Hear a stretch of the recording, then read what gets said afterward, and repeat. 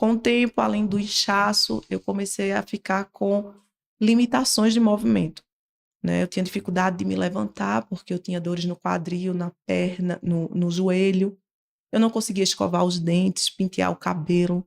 Porque tu não conseguia levantar, era o Porque eu quê? não tinha força. Minhas Nossa, aí tu não articulações, conseguia segurar. eu não conseguia segurar. Meu Deus. Então, Heber começou a escovar meus dentes. Heber penteava o meu cabelo. Porque eu não tinha mais força nenhuma. E comecei a ter febres noturnas. Eu amanhecia completamente molhada. Parecia que tinha Meu jogado um Deus. balde de água em cima de mim durante a noite. E a situação foi complicando. E minha cunhada voltou a investigar. Uhum. E diante disso, eu fui encaminhada às pressas para Recife, porque eu, de fato, já estava bem debilitada. Fui encaminhada para um especialista. E chegando lá, ela deu o diagnóstico de que eu teria uma doença autoimune, né, uma doença incurável, em que meu corpo ataca o próprio corpo. Ele não entende, dá uma pane no sistema, e ele não entendia e atacava o próprio corpo sadio. Então, ela me diagnosticou na época com lúpus sistêmico, né, que é o interno. Existem o lúpus de pele e existe o interno, que foi o que eu apresentei, o quadro. Existe, como funciona isso? Você nasce com isso em algum momento da vida ou desenvolve? Como? Alguns aspectos externos vão favorecer o aparecimento da doença, né? Por exemplo, que eles dizem? Tem um aspecto psicológico, e Nossa, pode ter sido o abalo do divórcio dos meus pais e tudo que ocasionou naquele momento. Ah, pois tá bom, pô, tô lascada. Mas tem toda uma questão também Misericórdia. genética. Marília, não, diga Não. outra desculpa, porque é de repatosa. Já tô cheia. Nós temos uma fila, mas... Mas tem aspectos internos também, né? Tem toda uma questão fisiológica que coopera para que apareça o surgimento de uma doença desse tipo, né? Não é só algo externo. Uhum.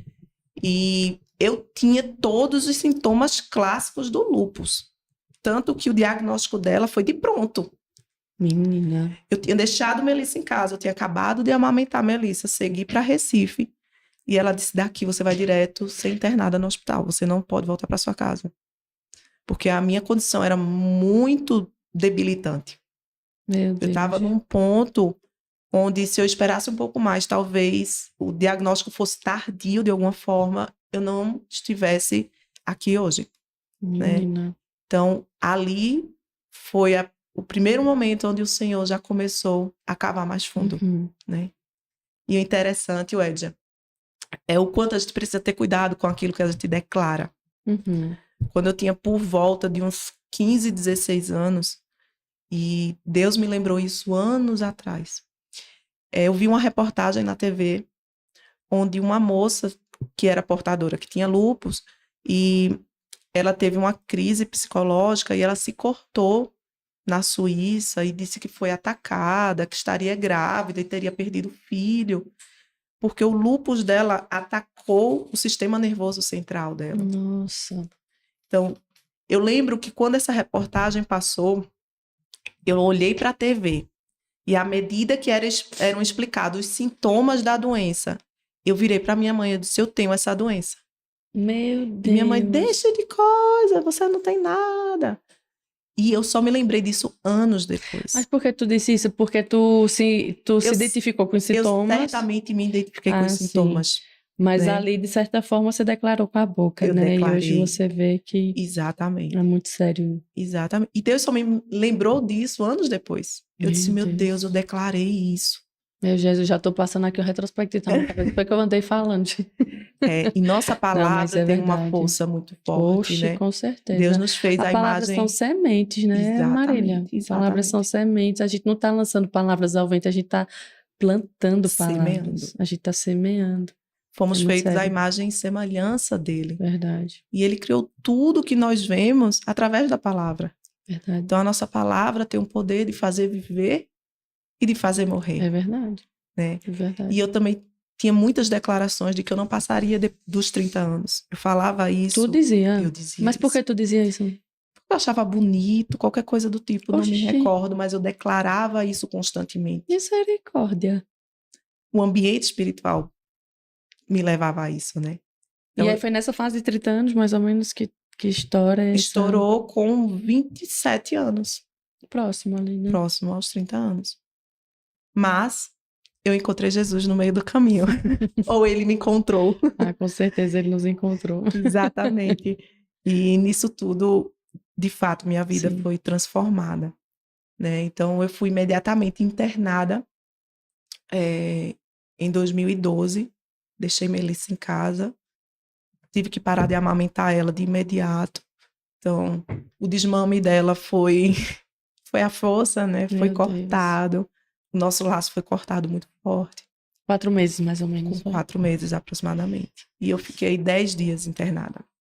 Eu tinha pneumonia lúpica, pneumonia em decorrência do lúpus, né? Por isso que eu tinha tanta febre noturna. Então, eu tinha pneumonia lúpica, eu tinha nefrite lúpica, ou seja, meus rins estavam inflamados, eu estava perdendo alguns elementos dos rins na urina, né? Eu perdia sangue na urina, perdia hemácias. Então, assim, eu perdia muitas coisas na urina, por isso que eu ficava tão inchada também, né? Tinha fortes dores nas articulações, eu tinha uma anemia profunda, muito forte. Minhas taxas estavam completamente desestabilizadas, né? Fora do padrão. E a minha situação era muito crítica. Era tão crítica que a médica decidiu entrar com um tratamento de choque diante do meu caso.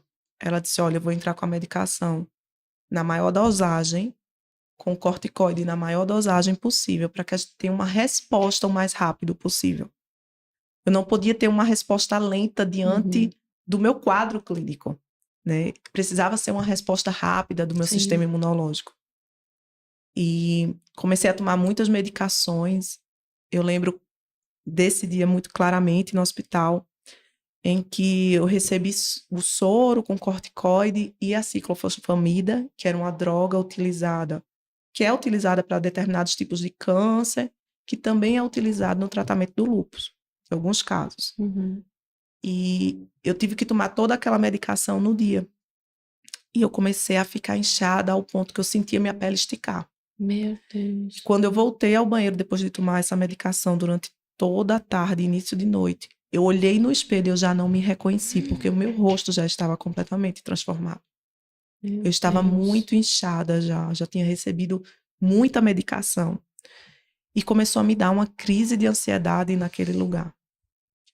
E, diante de tudo, eu não tinha o apoio de minha mãe, né? Já que em virtude de todo o divórcio, houve esse rompimento de laço, né? Desse laço familiar. Meu pai, ele, como homem, não dá a devida importância, atenção, né? Nós sabemos que os homens eles têm um comportamento um pouco diferente nesse sentido. Mais introspectivo, né? A mãe geralmente é quem dá o apoio, né? E hoje, até hoje vocês assim não têm um... vou chegar lá.